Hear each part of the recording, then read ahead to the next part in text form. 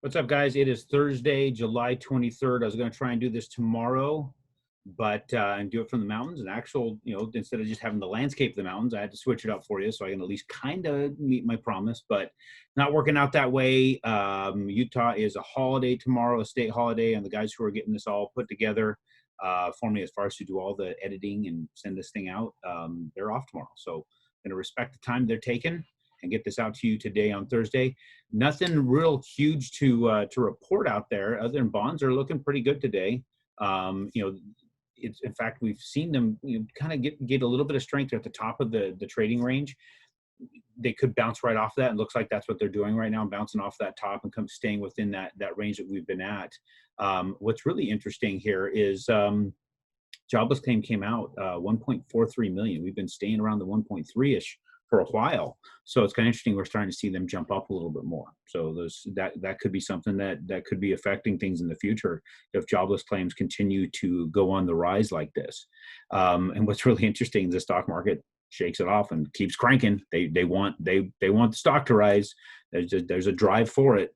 So they're going to find happiness in anything. I don't know what it is they're snorting over there, but they're snorting something to keep them happy, even when you've got what looks to be some pretty ugly information as far as what I'm seeing. But what I see and what they see may be two different things. But let's go ahead and share with you that that screen so you can take a look at the bond chart, see what we're dealing with here.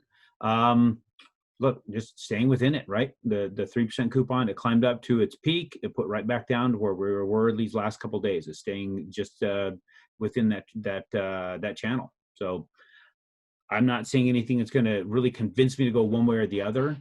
We have seen before when it's bounced out of the channel, it did come out previously and went right back up into it. So as we can see, just in the last few trading, the last time it hit there, July 8th and July 9th, it tried to break through it, but it didn't break through. It stayed, it kept staying within the channel. It didn't break out too far. As you can see, it did go down, technically broke out of the channel for the negative on July 14th and came back up. So it seems like we're range bound for a little while from what I can tell in the 3% coupons. And the lower coupons, they look like they may be improving a little bit more than that, but for the most part, I think that we're going to be range bound. There's nothing that's, I'm not thinking we're going to start seeing anything major breakout one way or the other. But at the same time, when we get to a point where if you're in contract and you've got appraisal, the property's practically appraisal ready, let's start talking about the rates. Let's schedule the time to talk about it, make sure that we're locking it in when you're comfortable. And if locking the rates goes down, guys, we're not seeing huge movement here. So don't beat yourself up that we locked too early. Nobody can predict it. Nobody's going to be right on this thing. And if you did get it right, it's happenstance, right? So that's just kind of the way things are. And as I promised before, we're going to do some more qualifying basics. Today, we're going to talk a little bit about the about reserves. So reserves, typically, you want to be able to go through checking account, savings account, something to that effect. When you start getting into something that's stock driven, when we're seeing the volatility in the market where we are right now, it used to be you just take the face amount of what the stock is, but now we can only do 75% of what that is unless you liquidate it. But if you're leaving in that account, whether it be a 401k, an IRA, some sort of stock account, we have to go with 70% of its value. So since we have to go with that, just know we have to factor that in. So let's look at this. Let's just say you're buying property right now, you're getting ready to buy another property. So we put in the subject. Subject property means line 10. Subject is the property you are going to purchase, the subject of the loan, right? So let's say on this new $100,000 price, $80,000 loan amount, the PITI on that, $688. That's probably a little bit high right now, because we talked about before when I showed you my other chart with inflation, $405 is pretty common, which leave that high anyway, $688 for principal and interest payment. And you're going to see that 688, we need 6 months reserves. We need to show $4,128 for that. Now, you have a primary residence that you have a mortgage on. We're not going to count what reserves we need for that because it's not required. See, primary is 0% of that. Let's say, you can even fill in the mortgage balance. Let's say it's a $300,000 mortgage. Sorry, typing left-handed here. And then let's say you've got another investment property. So let's just see, you've got TN, so Tennessee property number 1. It's got a $85,000 balance. And let's say you have property number 2. Let's do North Carolina property number 1.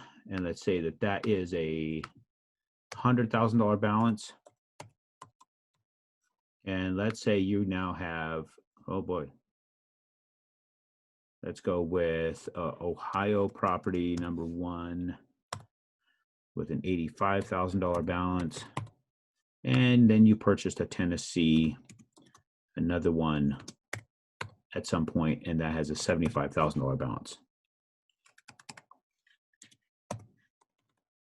So what we're showing here is you've got 1, 2, 3, 4, 5 investment properties, 4 investment properties plus your primary. So 5 finance properties plus this new subject property is property number 6. So we have to type in 6 up here because this is number of finance properties, 6 of them are financed, right? So it automatically recalculates that we need to show 4% of the outstanding balance, unpaid principal balance of this loan. So it shows you 4% of the balance of property Tennessee 1, North Carolina 1, Ohio 1, and Tennessee 2. And you start seeing what these balances are, plus the 6 months reserves on the subject, the one that's the subject of the loan. Now, the subject of your loan is a $100,000 purchase with a 20% down. That's a $20,000 down payment. So we'll automatically have this in here. You have to make that change yourself. Estimated funds to close, $5,500. We're guessing at that, right? Between lender fees, title fees, appraisal, inspection, taxes, insurance. So we're going to guess at that. Well, this number here, required reserves, is going to automatically calculate on line 29, if I can get there. Line 29 is automatically calculate the total between the 6 months reserves for the one you're buying, and then the percentage of all the other ones that you currently own, and then it adds it all together and gives you what you totally need to show in your accounts. So that's $43,428 is what needs to be shown in your accounts, whether it be checking, savings, 401k, IRA. But remember, 401k, IRA, stock accounts, we can only go up to 70%. Now, the other thing of it is, when you think about that, many people shoot me something like a 403B. Remember, a 403B, as I understand, you have to either quit your job or retire to access it. So we can't count that. It doesn't count as a liquid asset because you can't, something goes wrong and you need to tap into that money for reserves. That's what this is. Reserves to make payments. You can't get your hands on that because you have to quit your job, which we don't want you to do because that's what you qualified for your loan, or 2, retire, and that may not be happening. So the other thing of it is, let's take a few of these out. Let's say you don't have as many properties. Let's say you've got 4 finance properties or 3 finance properties right now, plus you're going to be buying your 4th one. Well, we change that up here to number 4, automatically drops. So you don't need as many reserves, right? So it adjusts. You get above 6 finance properties, it becomes to 6% of the outstanding balance. As we can see right here, it gives you this breakdown. So, it gives you the understanding of how many properties requires what. So make sure you're always adjusting this up here for the amount of properties you have presently and you're going to be buying. So your subject property. So that way you adjust that properly. It gives you the amount that you need, and you can look at this bottom line. Always adjust your down payment.